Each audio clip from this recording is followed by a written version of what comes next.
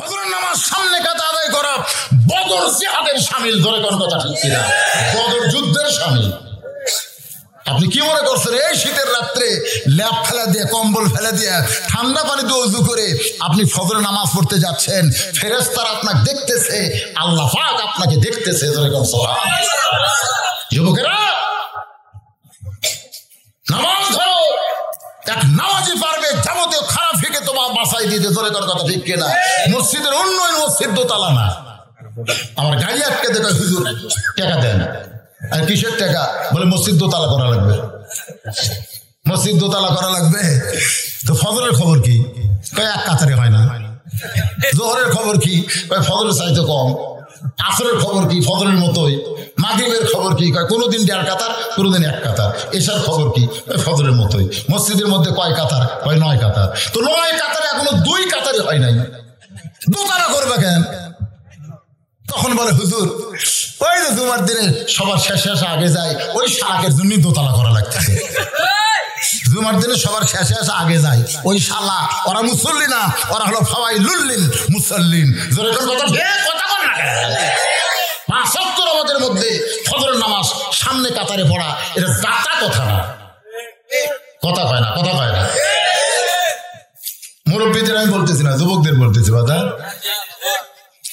এবার হযরত ওমর বলেন, রাকাল ফজরের নামাজ সামনে কাতারে যদি আদায় করতে পারো, মেহরাবের দিকে তাকায় দেখবা যে মানুষটা ইমামতি করতেছেন ওই মানুষটি হলেন হযরত ওমর। রাখাল মুস্কি মুস্কি হাসে। ওমর ফারুক বলে, রাখাল হাসো কেন? রাখাল বলতেছে, পথিক তুমি আমারে চিনো না, আমি একজন রাখাল, আমি সামনে কাতারে কেমনে যাব? আমি বারান্দায় নামাজ পড়ি, মসজিদের ভিতরে দামি দামি সাহাবী, ওই দামি দামি সাহাবীর ভিতরে আমি রাখাল কেমনে যাই? ওমর কান্দে বলে, রাখাল তুমি কম দামি আর ভিতরের গুলা দামি, এই কথা তোমারে কে বুঝাইছে? বরং আল্লাহর তেলাওয়াত হলো, ইন্না আকরামাকুম ইনদাল্লাহি আতকাকুম। ওই ব্যক্তির সবচাইতে দামি হয় যার কলিজার ভিতরে আল্লাহর বেশি ভয়। ও যে ছোট ছোট বাচ্চারা আমি দেখতেছি সাড়ে সাইড দিয়ে ঘুরতেছে। যারা ঘুরতেছে ওরা কে কন্ত? ওরা ইবলিস না, ওরা হলো সিজার করা। সিজার করা বোঝেন না? সিজার করা মানে ওরা ঘুমত থাকতে ওকে বের করে।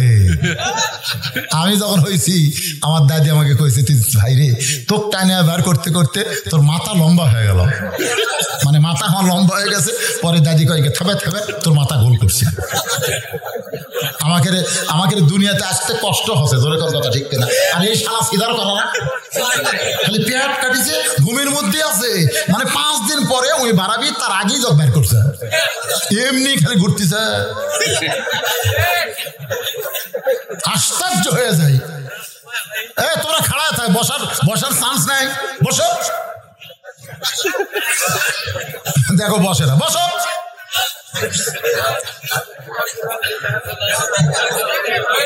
কি বাবা যুবকেরা মন খারাপ করতেছে? বসেন। একটা ছেলে ঘোরাঘুরি করবে না। এই ঘোরাঘুরি করার কারণ হলো ও যখন মায়ের পেটে ছিল, মা পেট দিয়ে গোটা পাড়া ঘুরিছে। ধরে কোন কথা ঠিক কিনা? ওই পেটের মধ্যেই ঘুরুনি বেরাম পাশে বাইরে এসে বসবার পারে। আশ্চর্য কথা। এখন রাত কয়টা বাজে? একমাত্র চোর ডাকাত ছাড়া এই মুহূর্তে কেউ বেড়া ঘুরবি না। জোরে কর কথা ঠিক কিনা? ভালো মানুষের বাচ্চা হয় ঘুম পারবি, না কোরআনের মাহফিল আসবে। ভালো মানুষের বাচ্চা কয়টা বাজে? 11টা পার হয়ে গেছে। 11টার সময়, রাত 11টার সময় রাস্তা ঘোরা দেবে। ভিতরে আসো বাবা, ভিতরে সোনার সানেরা ভিতরে আসো। তোমাকে জন্য মজার ওয়াজ আসতেছে বাবা।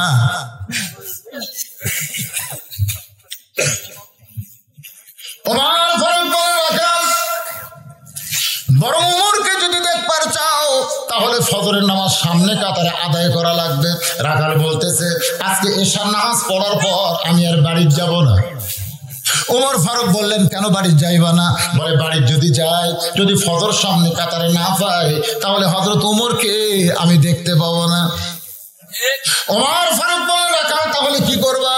বলে এশার নামাজ পড়ার পর থেকেই ফজরের নামাজ সামনে কাতারে ধরার চেষ্টা করব। ওমর ফারুক বলে রাখাল তুমি বলো তো 5 ওয়াক্ত নামাজের মধ্যে 3 ওয়াক্ত তাড়াতাড়ি আর 2 ওয়াক্ত লম্বা কেন? 5 ওয়াক্ত নামাজের মধ্যে 3 ওয়াক্ত তাড়াতাড়ি, আসর মাগরিব এশা।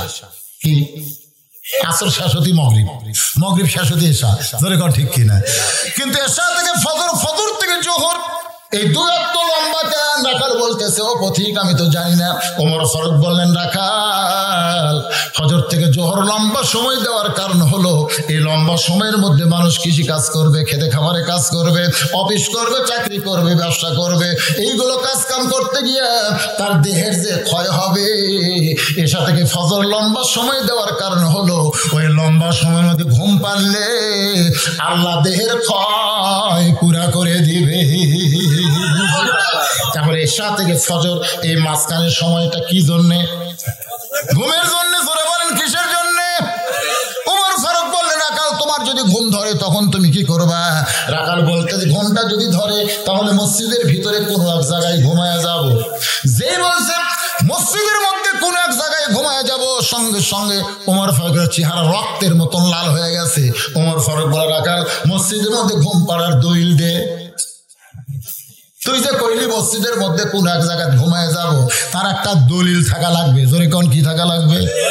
জোহরের নামাজ পড়ে সবাই বাড়ি চলে গেছে, ওরা 3 জন 4 ফ্যান দিয়ে গল্প করতেছে। সমস্ত মুসল্লি বাড়ি চলে গেছে, কিন্তু ওরা মসজিদের 4টা ফ্যান ছেড়ে দিয়ে ওই 3 মুসল্লি গল্প করতেছে। এবার আলুর যে অবস্থা হলো ভাই, সামনে আলু যে কি হবি, ফ্যান ঘুরতেছে মাথার উপর, আর ওরা আলু আন্দার গল্প করতেছে। ফেরেশতা কয় আল্লাহ সব মুসল্লি বাড়ি গেল, এই 3টা যে গল্প করতেছে মসজিদে মাথার উপর ফ্যান ঘুরতেছে, এদের রেজাল্ট কি? আল্লাহ বলতে ফেরেশতা ওরা দুনিয়াবি গল্প করতে করতে ওদের মাথার উপরে যতক্ষণ ফ্যান ঘুরেছে ওই ফ্যানের কারেন্টের বিল এই 3টা শয়তান না দেওয়া পর্যন্ত জান্নাতে যাবার পারবে না। কারণ মসজিদ আর বাপের বাড়ি না যে ইচ্ছা মতো ফ্যান ঘুরাবি। জোরে কোন কথা ঠিক কিনা? এ কথা বল না কেন? কি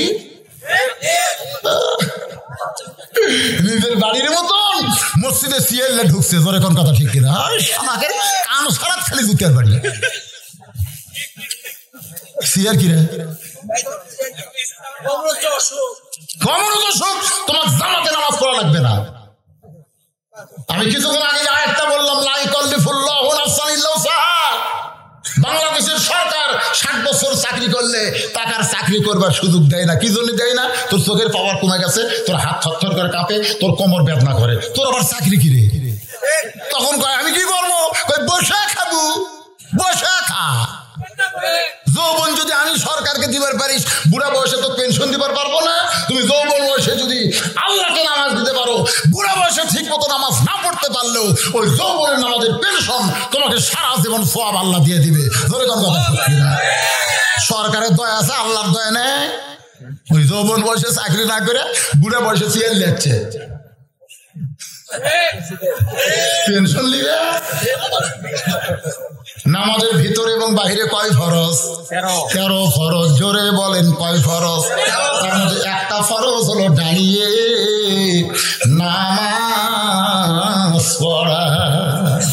ইচ্ছা করে কেউ যদি একটা নামাজের ওয়াজিব তরক করে তাহলে নামাজ নষ্ট হবে, আর ভুল করে যদি ওয়াজিব তরক করে সেজদা দিলে নামাজ হবে। কিন্তু ফরজ তরক করলে তার তো নামাজ হবে না। তুমি হেঁটে হেঁটে মসজিদে আসো, তুমি 10 কেজি বাজার করে ওই কি বাজার এটা আপনাকে পীরগাছা বাজার থেকে তুমি বাড়ি পর্যন্ত হেঁটে হেঁটে চলে আসো।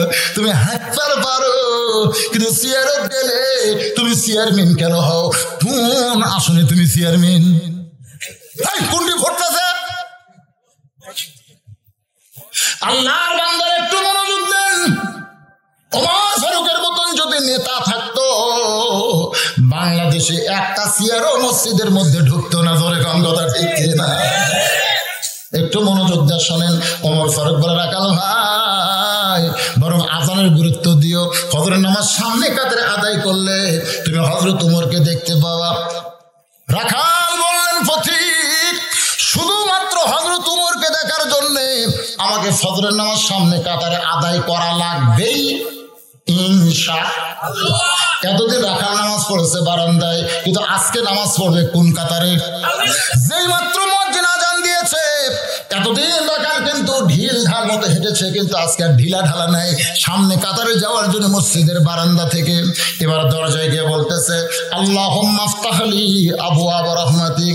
এই ডান পা দিয়ে রাখাল মসজিদের মধ্যে ঢুকে সামনে কাতারে যখন যাবার চায়, প্রত্যেকটা সাহাবী নড়ে সরে রাখালকে যাওয়ার রাস্তা করে দেয়।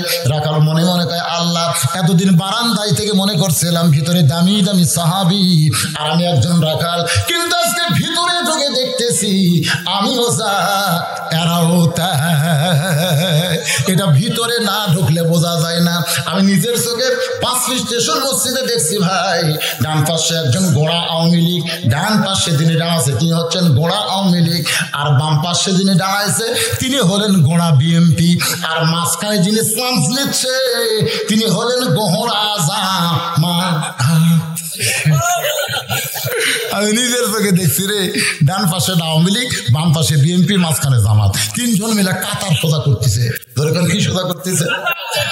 জামাত ইসলাম 4 আঙ্গুল পিছনে আসছে, মনে করছে যে ডান পাশে হলো স্বাধীনতার স্থপতি আর বাম পাশে হলো স্বাধীনতার ঘোষক, আর আমি হচ্ছে যুদ্ধ অপরাধী। এই মনে করে কাতার ছেড়ে 4 আঙ্গুল পিছনে আছে। আওয়ামী লীগ পিঠে হাত দিয়ে বলতেছে কে ভাই তুই কাতার চিনিস না? চিনি তো ভাই, সাহস পাই না। সাহস পাস না কেন? বরাবর আমার পায়ের গোড়ার সঙ্গে গোড়ালে মিল কর। আমি কিন্তু কেবল করছি মানে এখন জামাত করবার না। আওয়ামী লীগ কি বলি কি বলি, আরে আমি আওয়ামী লীগ, তুই জামাত, তুই বিএনপি, এটা হলো বাইরে রে, এটা হলো বাইরে। ভিতরে কোনো আওয়ামী লীগ বিএনপি জামাত নাই, 14 দল 20 দল ভাঙ্গে আমরা মুসলমান এক কাতার হতে চাই। জোরে কোনো কথা ঠিক কিনা? এক কাতার।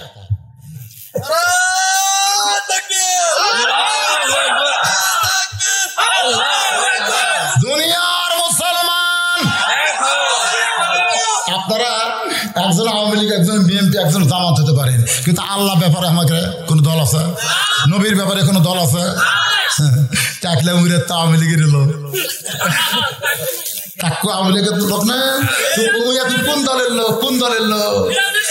তার মানে বোঝা গেল আওয়ামী লীগ দলের মধ্যে থাকলেও যদি আলেম ওলামার বিরুদ্ধে, ইমান ইসলামের বিরুদ্ধে কথা কয়, আওয়ামী লীগ পর্যন্ত তাকে মানে নেয় না। ধরে কোন কথা ঠিক কিনা? আল্লাহর বান্দারা একটু মনোযোগ দিয়ে শুনবেন। রাখাল যাইতে যাইতে একেবারে সামনে কাতারে মেহরাব বরাবর পিছনে রাখাল ফজরের 2 রাকাত সুন্নত নামাজ পড়েছে। ফজরের পূর্বে 2 রাকাত সুন্নত আছে না নাই? সর্বসাকল্যে কয় রাকাত? 12 রাকাত সুন্নত আপনাদেরকে পড়তেই হবে। তার মধ্যে জোহরের পূর্বে হলো 4 রাকাত, জোহরের পরে হলো 2 রাকাত। তাহলে এক জোহরের মধ্যে 6 রাকাত সুন্নত আছে না নাই? মাগরিবের পরে হলো 2 রাকাত, এশার পরে হলো 2 রাকাত, আর ফজরের আগে হলো 2 রাকাত। এই 12 রাকাত সুন্নতকে বলা হয় সুন্নতে মুআক্কাদা। রাখাল 2 রাকাত সুন্নত পড়ে চুপটি করে বসে আছে। এমন সময় একজন সাহাবী মসজিদের মধ্যে ঢুকে দেখে জায়গা দখল। একজন সাহাবী যেই জায়গায় নামাজ পড়ে সেই জায়গা দখল হয়ে গেছে। ওই সাহাবীর নাম হলো ওসমান গনি। আল্লাহর নবী বলেছেন আমি যখন ইমামতি করব, আমি বরাবর যিনি নামাজ পড়বেন পিছনে তার নাম হবে আবু বকর। আবু বকর যখন ইমামতি করবে, আবু বকর বরাবর পিছনে যিনি নামাজ পড়বে তার নাম হলো হযরত ওমর। হযরত ওমর যখন ইমামতি করবে, ওমর বরাবর পিছনে যিনি দাঁড়াবে তার নাম হবে ওসমান। ওসমান যখন ইমামতি করবে, ওসমান বরাবর পিছনে যিনি নামাজ পড়বে তার নাম হলো আলী। আলী যখন ইমামতি করবে, আলী বরাবর পিছনে। নবী আর বলেন না, সাহাবীরা বলে ইয়া রাসূলুল্লাহ আলী বরাবর পিছনে কে দাঁড়াবে? রাসূল বললেন মা ইয়ান্তিকু আনিল হাওয়া ইন হুয়া ইল্লা ওয়াহয়ুন ইউহা। আমি নবী ততক্ষণ পর্যন্ত বলতে পারি না যতক্ষণ পর্যন্ত আল্লাহ আমাকে না বলায়। এই আলী পর্যন্তই বলার হুকুম পেয়েছি। এই আলী পর্যন্তই হলো খোলাফায়ে রাশেদা।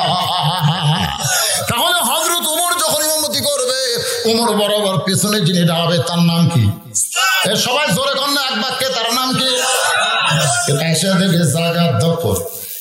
আল্লাহ রাসূল বলেছেন মসজিদে কেউ যদি কোনো জায়গা দখল করে, সে নিজের ইচ্ছায় জায়গা যদি না ছাড়ে, তাকে জোর করে সেখান থেকে সরানো যাবে। ওসমান করে রাখালের পাশে দাঁড়ায় ফজরের 2 রাকাত সুন্নত নামাজ পড়ে রাখালার চেহারার দিকে 3 বার তাকাইছে। কিতাবে আছে মাত্র 3 বার। ধরে কোন কয়বার? 3 বার।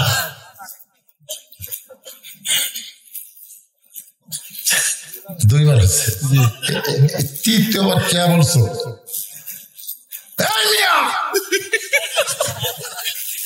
বারবার কি দেখো? ওসমান গনি ভয়ের ঠেলায় দাঁড়ায় গেছে, একে দাঁড়াইছে। কারণ রাসূল বলেছে আমার যত সাহাবী ছিল সবচাইতে নরম কলিজার সাহাবী হলো 2 জন, একটা আবু বকর আর একটা ওসমান। ওসমান গনি লাভ দিয়ে দাঁড়ায় থরথর করে কাঁপে, এইটা মানুষ কেরে? আসলে মূর্খ মানুষের দিকে বেশি তাকানো যাবে না। শিক্ষিত মানুষের দিকে সারাদিন তাকায় থাকেন, ও কিন্তু কোনো বিরক্ত হবে না। আর মূর্খর দিকে খালি 2 বার তাকায়। যারা ভ্যান টান চালায়, রাস্তা থেকে একটু ব্যাক সাইড করছে, খালি তাকে থাকে। কি দেখতেছে? মনে হয় আমার ধরে মারবি রে।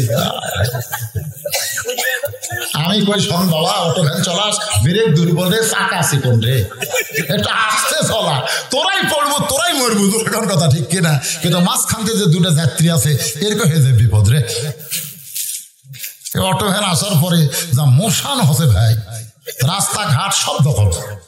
ওরা কোনো পার্কিং মানে না তো, যেটি সেটি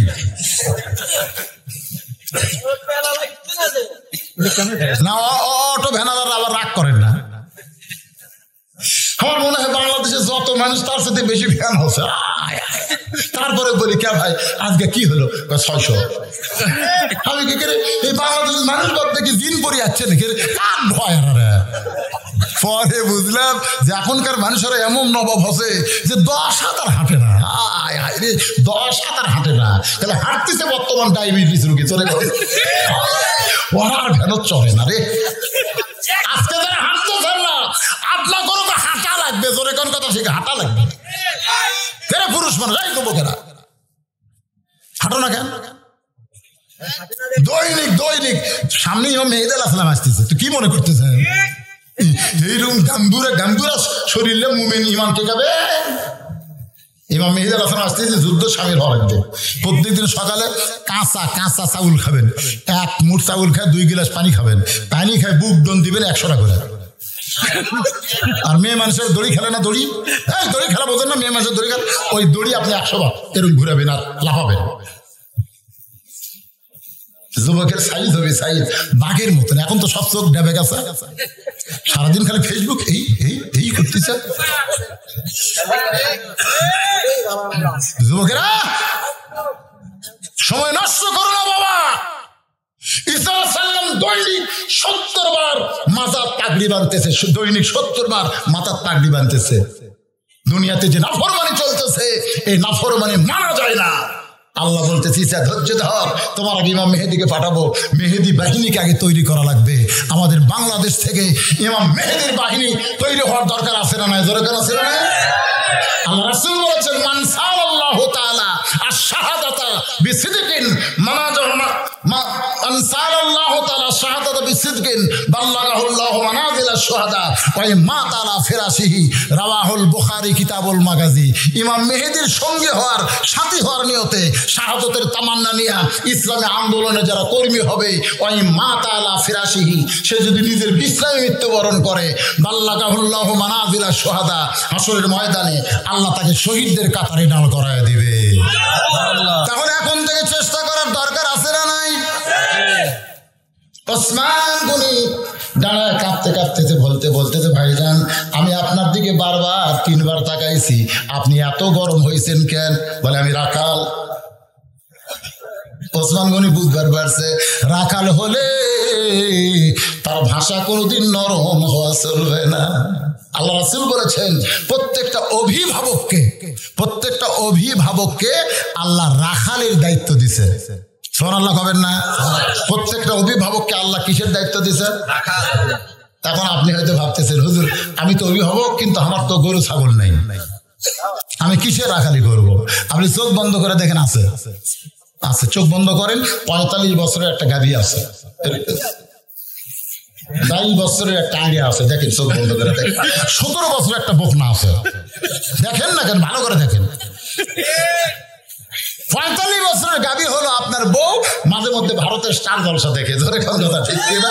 আর 22 বছরের আইডিয়া হলো আপনার ছেলে স্কিন প্যান্ট পরে রাস্তাঘাটে ঘরে দাঁড়ায় পেশাব করে। আর 17 বছরের বকনা হলো আপনার মেয়ে প্লাজো টাকনোর উপরে বলে হাই হিল পরে কিলকিল কিলকিল করে। এই তিনটার উপর আপনার রাখালি করার দায়িত্ব আছে না নাই? ধরে কেন আছে না?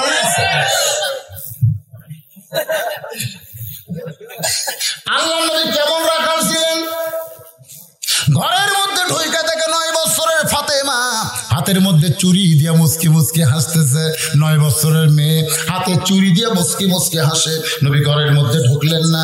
ফাতেমা চমকে গেল, যে বাবা ঘরের মধ্যে ঢুকে আমাকে মা মা বলে আদর করে, সেই বাবা কেন ঘরের মধ্যে ঢুকলো না? বাইরে গিয়ে দেখে বারান্দায় নবীর চোখ দিয়ে দর দর করে পানি পড়তেছে। ফাতেমা বলে, বাবা কি দুঃখ গো আপনার মনে, এমন করে আপনি কেন কাঁদতেছেন? রাসূল বলে, ফাতেমা যে দুনিয়াতে সাজবে মা, আল্লাহ তার আখিরাতের সাজ কমাইয়া দিবে। শুধু এইটুকু বলেছে, সঙ্গে সঙ্গে ফাতেমা হাতের চুরি খুলে মাটি ফাইলে দেয়। নবী দৌড়ে গিয়ে চুরি 2টা করে জামার পকেটের মধ্যে ঢোকায়। ফাতেমা বলে, বাবা যেই চুরি হাতে দেওয়ার কারণে আপনি ঘরে ঢুকলেন না, সেই চুরি ফাইলে দিলেন, আপনি করে পকেটের মধ্যে কেন ঢুকাইলেন? রাসূল বলে, ফাতেমা তুই আমার কাছে আয় রে মা। যেই ফাতেমা কাছে আইছে, নবী ফাতেমার হাতে একটা চুমা দেয়, কপালে একটা চুমা দেয়, বলে, ফাতেমা এই 2টা চুরি আমি যত্ন করে রাইখা দিলাম মা। একদিন তোর কানে তোর কান্নাকে নাকফুল পরায় দিব, একদিন তোর কানে কানের দুল পরায় দিব, একদিন তোর গলায় মালা পরায় দিব। ফাতেমা বলে, কবে কবে কবে?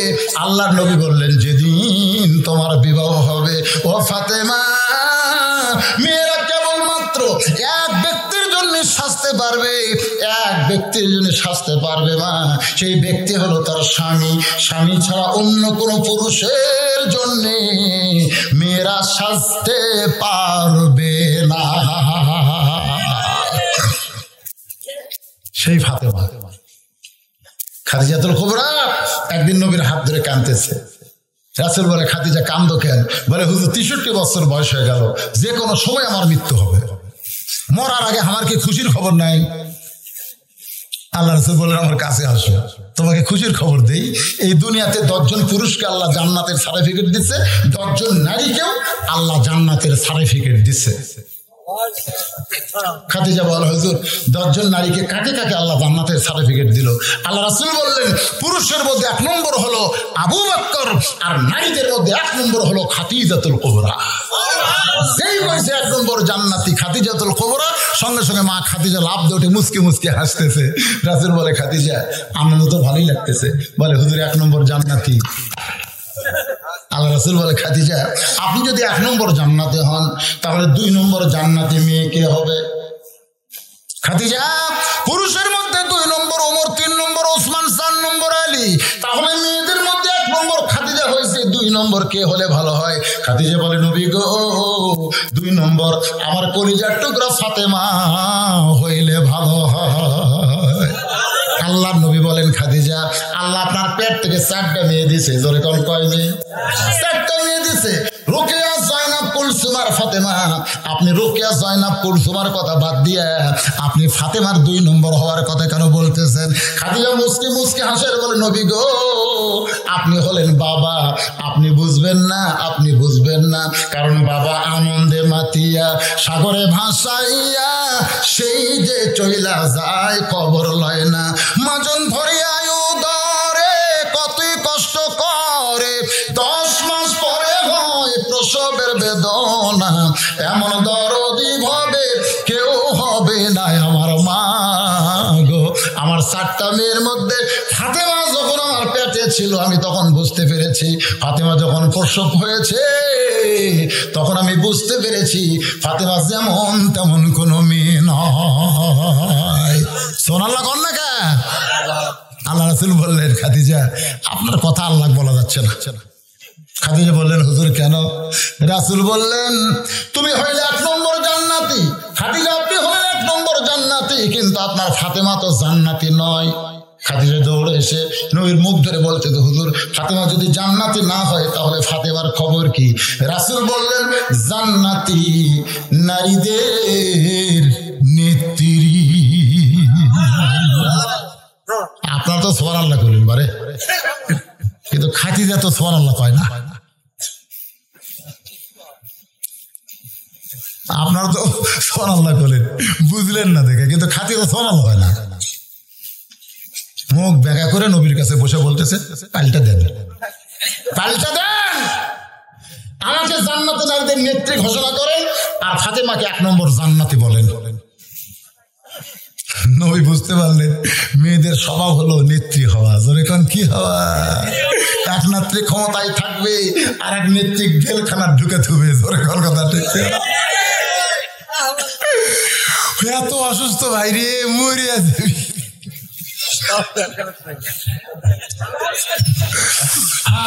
গোটা পৃথিবীর সমস্ত মানবতা জামিনদারেরা চিঠি দিচ্ছে, এটা কি রে, মরিয়া যাচ্ছে।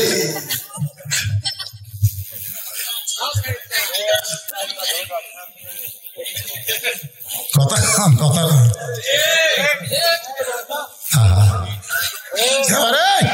কি হচ্ছে? বসি চৌটি চোখে পরিচয় আপনার এখনো পাননি। এতক্ষণ ওয়াজ শোনার পর মালগুলো বুঝতে পারতেছেন না, এরা কোন পেটের থেকে বাড়াছে বুঝতে পারতেছেন না।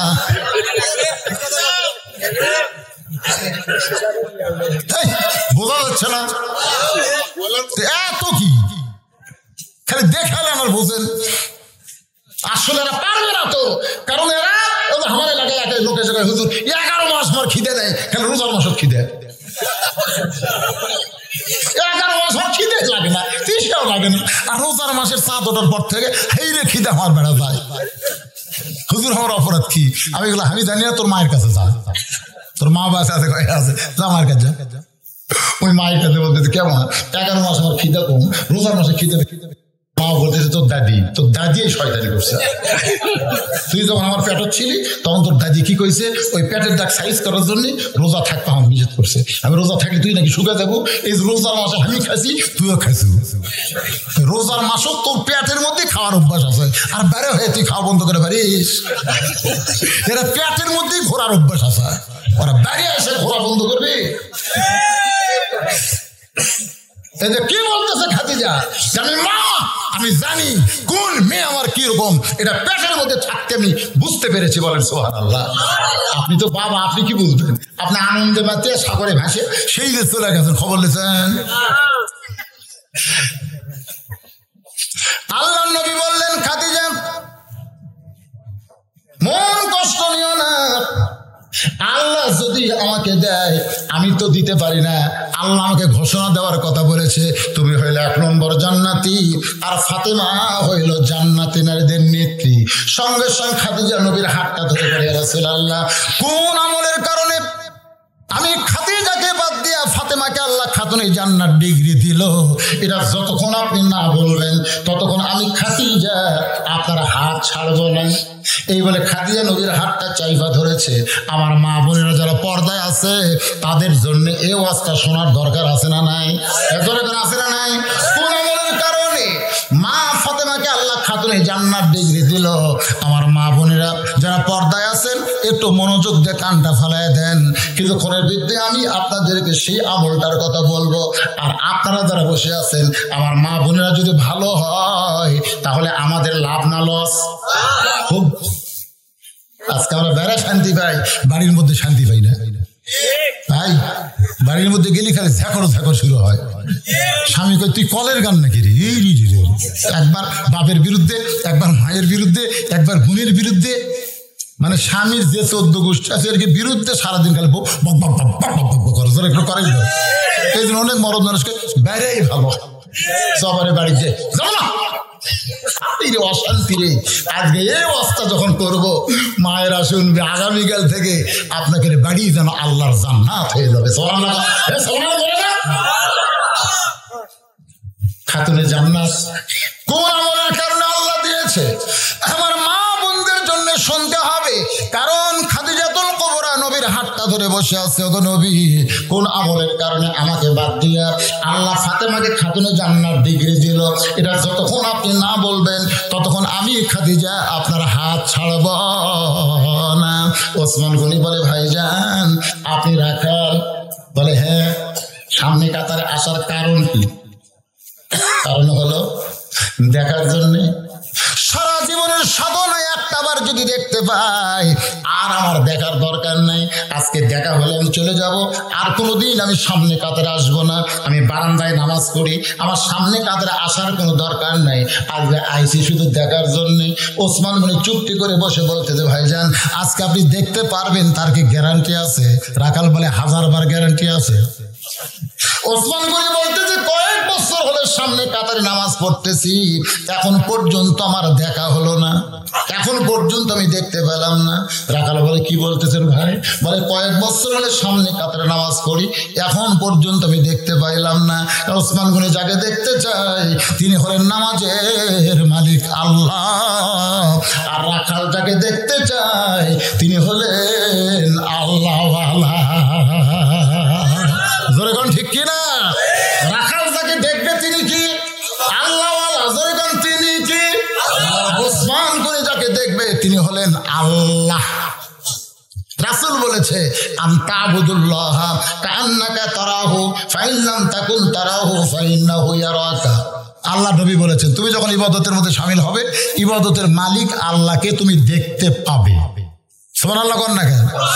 যদি দেখা সম্ভব না হয় তাহলে তুমি যে আল্লাহর ইবাদত করতেছো এটা আল্লাহ দেখতেছে, এই বিশ্বাস তোমার কলিজার মধ্যে আসবে। তাহলে আপনারা যে মসজিদে যান, কার ঘরে? কথা কয় না, কার ঘরে? আপনারা সত্যি করে বলেন তো, যে আপনাকে যদি প্রধানমন্ত্রী ডাকে, প্রধানমন্ত্রী যদি ডাকে, তাহলে আপনারা প্রধানমন্ত্রীর ডাক শুনে যাবেন না? কথা কয় না। তাহলে যদি এই 10 জনের মধ্যে 5 জনক ডাকে, ওই জাভিয়ার কই প্রধানমন্ত্রী আমার ডাকছে রে, আমি কিন্তু তুই আমি লোক না, প্রধানমন্ত্রী আমার ডাকে রে। হ্যাঁ, প্রধানমন্ত্রীর কার্যালয়ে আপনি কেমন পোশাক করে যাবেন? কথা কয় না বারে, কথা কয় না রে, কেমন পোশাক করে যাবেন? আর আবার এক চাষা 4 হাতা গামছা গাওয়াত দিয়ে জোহরনা চলে যাচ্ছে, গামছা চাদর গাওয়াত দিয়ে জোহরনা চলে যাচ্ছে। চাষা করলাম, কে চাষা? গামছা গাওয়াত দিয়ে। চাষা বলতে ফতুয়া দে, ফতুয়া দে, নামাজ হবি না, ফতুয়া দে। আমি বললাম, চাষা এত রাগ করছেন কেন? রাগ করবো না, আমি গামছা গাওয়াত দিয়ে মসজিদ, তোর বাজে কোন জায়গা? আমি বললাম, চাষা এই গামছা গাওয়াত দিয়ে আপনি বিয়ের বাড়ি যাওয়ার পারবেন? চাচা রাগ করে কয়, এই বছর 5টা পাঞ্জাবি বানাইছি, গামছা গাও দিয়ে বিয়ের বাড়ি যাবো কেন? আমি বললাম, চাচা এই গামছা গাই কি আপনি জামাইয়ের বাড়ি যাওয়ার পারবেন? বলে, তোর মাথা খারাপ হয়েছে, জামাইয়ের কি দাম নাই? জামাইয়ের বাড়ির শ্বশুর কোনোদিন কি গামছা গায়ে দিয়ে যায়? তাহলে গামছা গায়ে বিয়ের বাড়ি যাওয়ার পারবেন না, জামাইয়ের বাড়ি যাওয়ার পারবেন না, আর গামছা গায়ে আপনি আল্লাহর ঘরে ঢোকেন কেমনে? বিয়ের বাড়ি বিয়ে আছে, আল্লাহর ঘরে আল্লাহ নাই, এ কথা আছে না? নাই। এই মমতার যে কয় মসজিদ ঘরে আল্লাহ থাকে না, আল্লাহ থাকে মুমিনের অন্তরে। কথা কয় না? মসজিদ ঘরে আল্লাহ থাকে না, আল্লাহ থাকে মুমিনের অন্তরে। লা ইলাহা ইল্লাল্লাহু মুহাম্মাদুর রাসূলুল্লাহ সাল্লাল্লাহু আলাইহি সাল্লাম। ওসমান গনি বলতেছে, ভাইজান কয়েক বছর সামনে কাতারে নামাজ পড়তেছি, এখন পর্যন্ত দেখতে পাই না। রাখাল বলতেছে, তোমার চোখে দোষ আছে, তুমি আমার হাত ধরো। রাখাল ওসমান গনিকে বলতেছে, তোমার চোখের মধ্যে দোষ আছে, তুমি আমার হাত ধরো, আমি নিজেও দেখবো এবং তোমাকে দেখাই দিব। সঙ্গে সঙ্গে ওসমান গনি রাখালের হাতটা চাইপা ধরেছেন। এমন সময় আল্লাহর কোরআনের তেলাওয়াত, ইয়া আইয়ুহাল্লাযীনা আমানুত্তাকুল্লাহা ওয়া কুনু মা'আস সাদিকিন। আল্লাহু আকবার তো বলেন। এই আয়াতের বাংলা কি? ইয়া আইয়ুহাল্লাযীনা আমানু, যারা আমাকে বিশ্বাস স্থাপন করেছো, আত্তাকুল্লাহ, তোমাদের ভিতরে যদি আল্লাহর ভয় রাখতে চাও, ওয়া কুনু মা'আস সাদিকিন, তোমরা সত্যবাদী হইয়া যাও, সত্যবাদী হইয়া যাও। মা মা মানে কি? সঙ্গী হও, সত্যবাদীর সঙ্গী হও। এখন সামনে ভোট আসতেছে, আপনারা কার সঙ্গী হবেন? এই তিনটে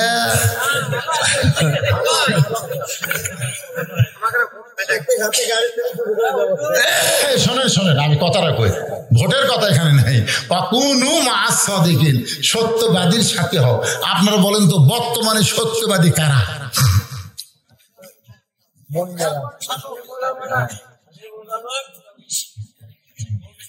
পিছনে যে করা জুয়ান তাকড়ারা আছে, একটা কথা কয় না।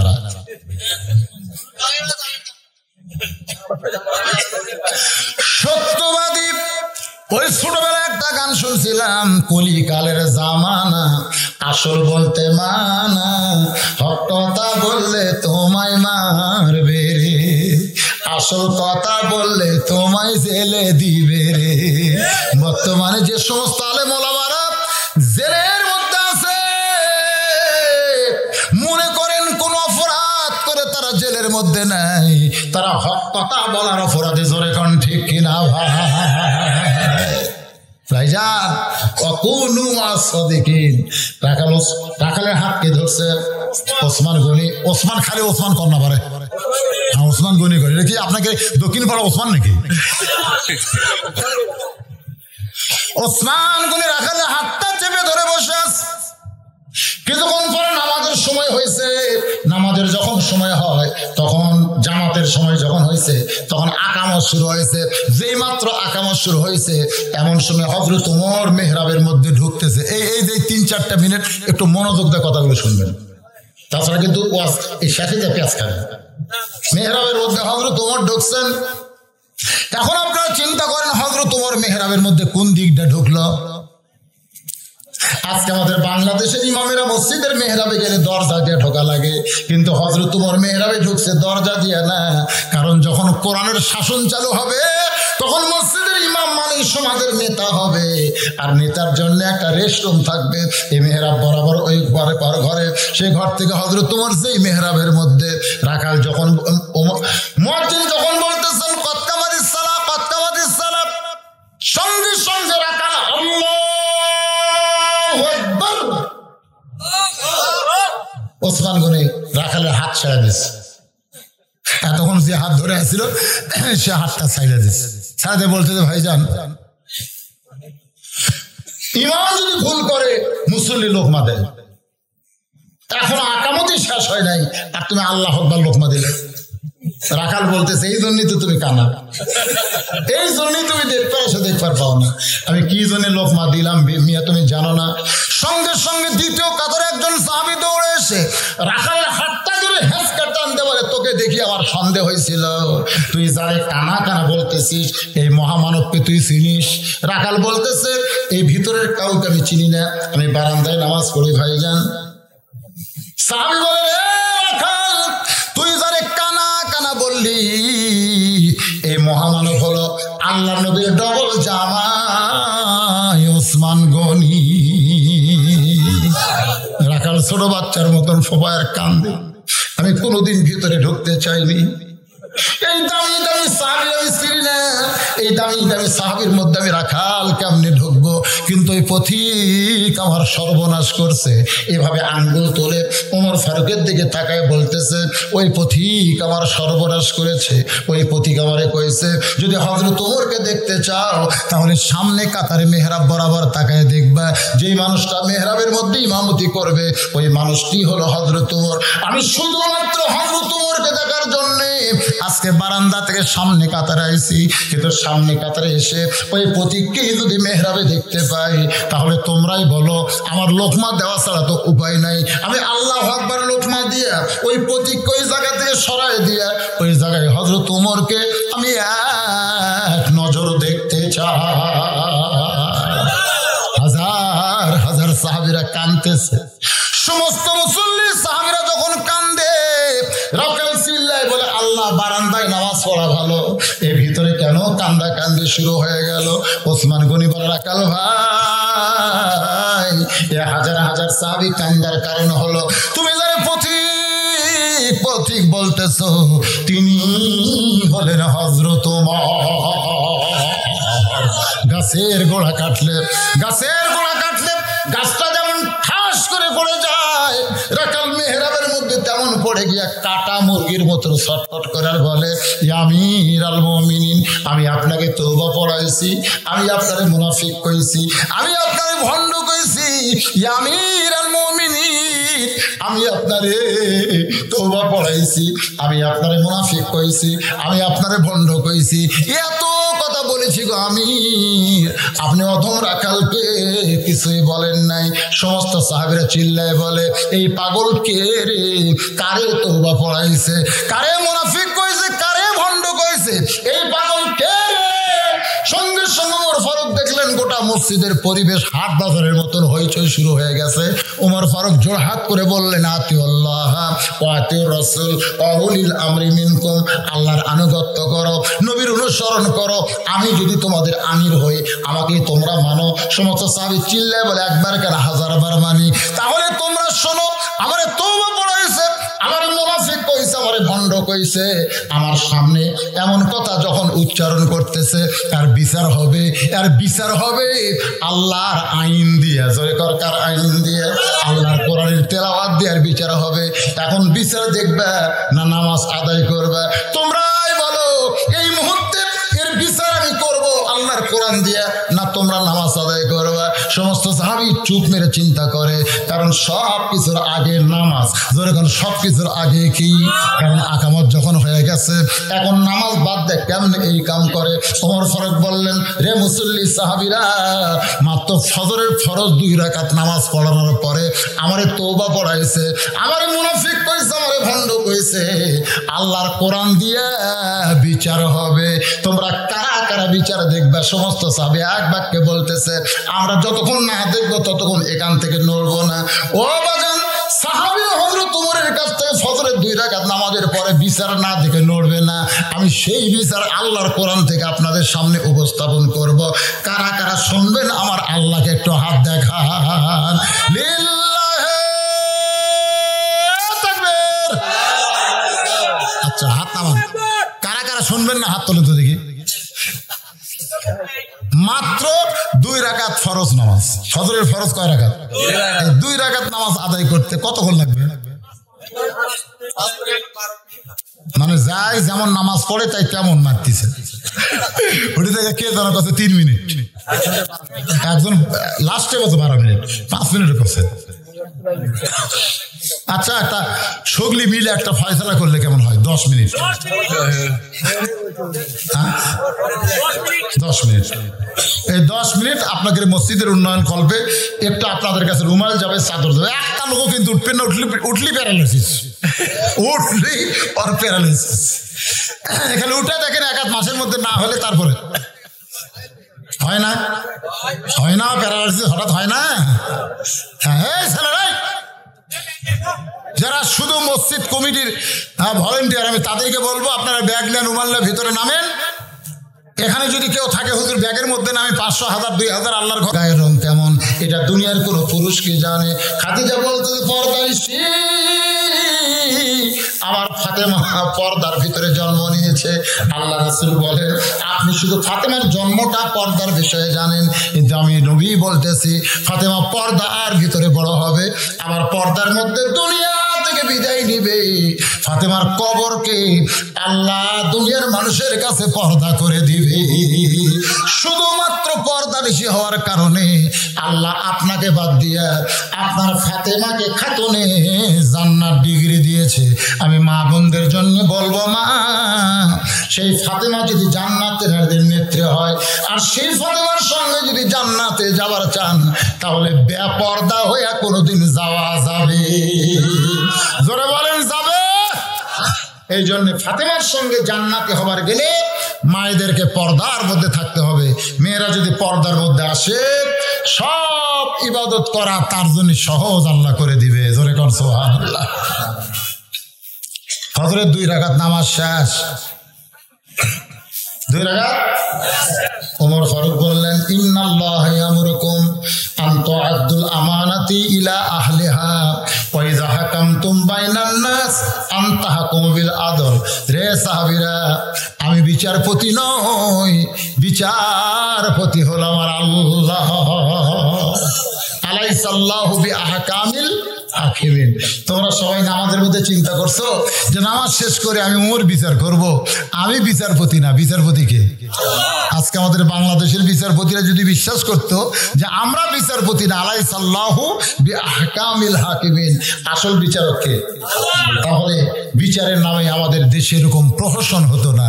প্রধান বিচারপতিকে আবার 11 বছর জেল দেওয়া লাগতো না। জোরে কোন কথা ঠিক কি না? আসলে কি দিয়ে বিচার হয়, কি দিয়ে বিচার হচ্ছে আমরা সবাই জানি।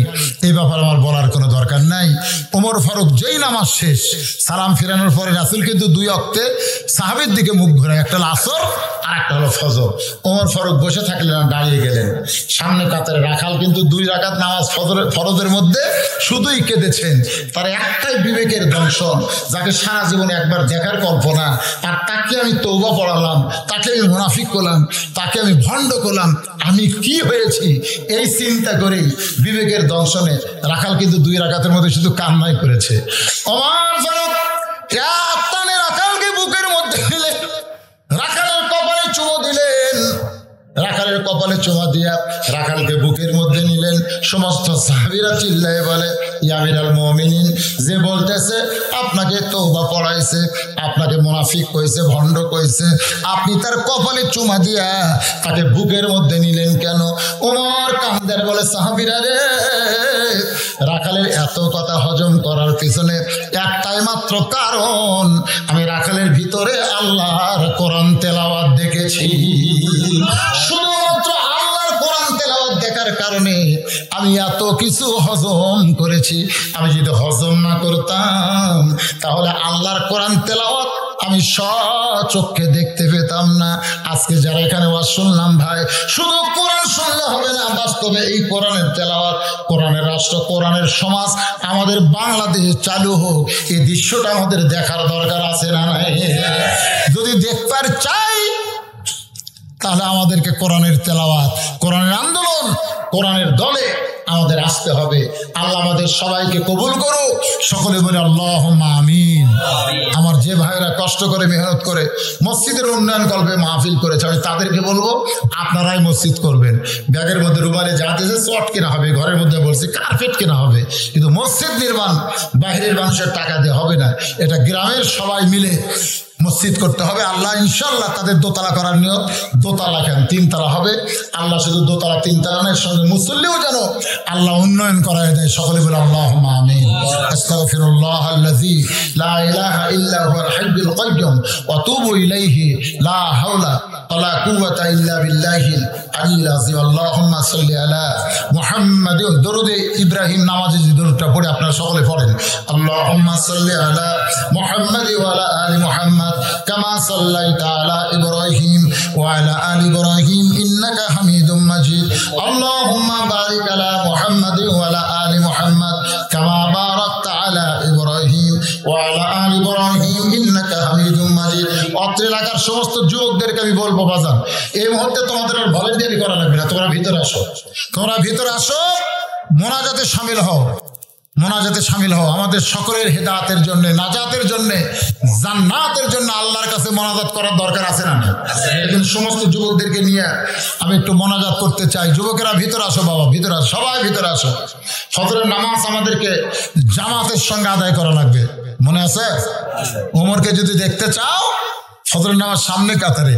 আমরা যদি আল্লাহকে পেতে চাই, আল্লাহর নাজাত পেতে চাই, তাহলে আমাদের ফজরের নামাজ কোথায় পড়বেন? বাড়িতে পড়বেন, মসজিদে আল্লাহ জামাতের সঙ্গে আদায় করার তৌফিক দান করুক। সকলে বলে আল্লাহুম্মা আমিন। আর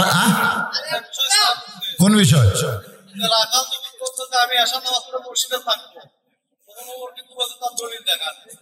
মসজিদে ঘুমানোর কোন দলিল নাই, পারবে না তো।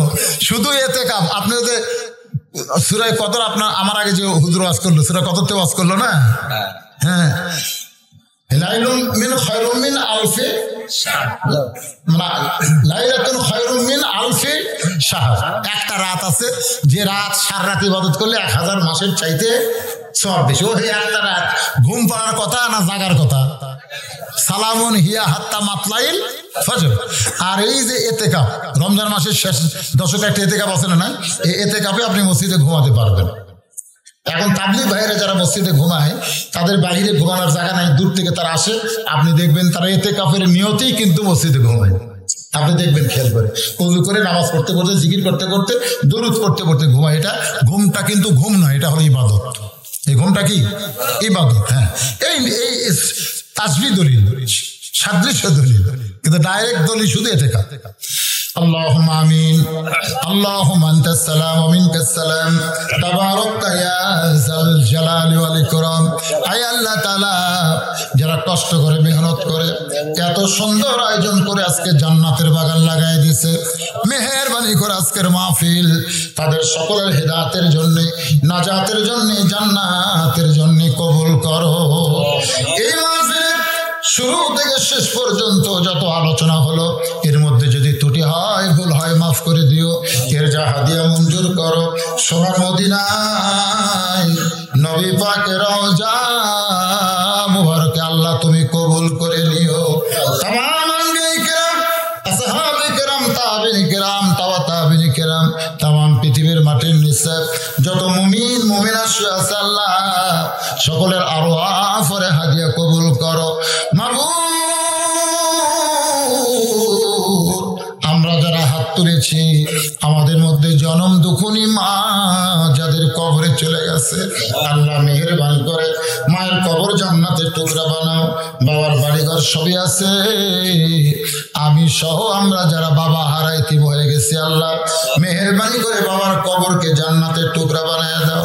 আমাদের দাদা দাদি, নানা নানি, আত্মীয় স্বজন, শ্বশুর শাশুড়ি যাদের কবরে চলে গেছে, আল্লাহ কবরবাসীদের তুমি মাফ করে দাও। মাবুদ,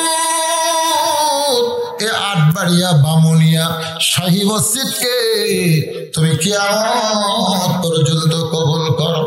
এই মসজিদের জায়গা দিয়া মসজিদ তৈরি করে আজকে যারা কবরে চলে গেছে, এই মসজিদের ওসিলায় আল্লাহ তাদের কবরকে জান্নাতের টুকরা বানিয়ে দাও। আল্লাহ মসজিদ কমিটিকে কবুল করো। মসজিদের সভাপতি, মসজিদের সেক্রেটারি, মসজিদের সহসভাপতি, মসজিদের কেশিয়ার, মসজিদের সদস্য, মসজিদের দাতা সদস্য, মসজিদের ইমাম খতিব, মসজিদের মুসল্লি, আল্লাহ সবাইকেই তুমি জান্নাতি কবুল করো।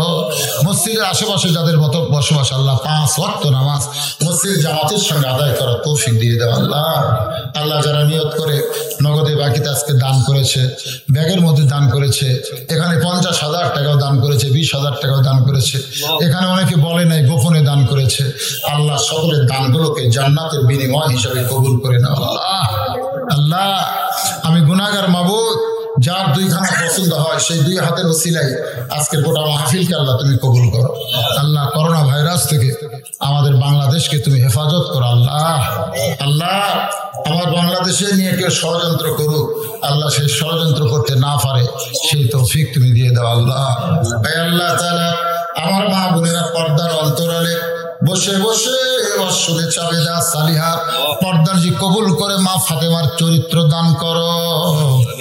আমি সব আমরা যারা অসুস্থ আছি, আল্লাহ আল্লাহ পুরোপুরি সুস্থতা দান করে দাও। আল্লাহ এখানে অনেকে দোয়া চাওয়া হয়েছে, আমার কাছে বলেছে হুজুর তাদের জন্য দোয়া করবে। আজকে যেখানে থাকলাম মুরব্বী 86 বছর বয়স, এখনো সুস্থ আছে, আল্লাহ তুমি তাকে হায়াতে তাইবা দান করো। তার বিবি চলে গেছে দুনিয়া থেকে, তার কবরকে জান্নাতের টুকরা বানা। আল্লাহ তার একটা ছেলেও দুনিয়া থেকে চলে গেছে। আল্লাহ মাবুদ আল্লাহ আমরা কার জন্য দোয়া করবো? সবার জন্য সবাই দোয়া করবো। যেদিন আমাদের মৃত্যু হবে দিনটা যেন জুমার দিন হয়, মাসটা যেন রমজান মাস হয়, ইমানের সাথে ইজ্জতের সাথে এই দুনিয়া থেকে বিদায় নেওয়ার কালে আমাদের জবানে জারি করে দিও লা ইলাহা ইল্লাল্লাহু মুহাম্মাদুর রাসূলুল্লাহ সাল্লাল্লাহু আলাইহি ওয়া সাল্লাম। আসসালামু আলাইকুম ওয়া রাহমাতুল্লাহি ওয়া বারাকাতুহু।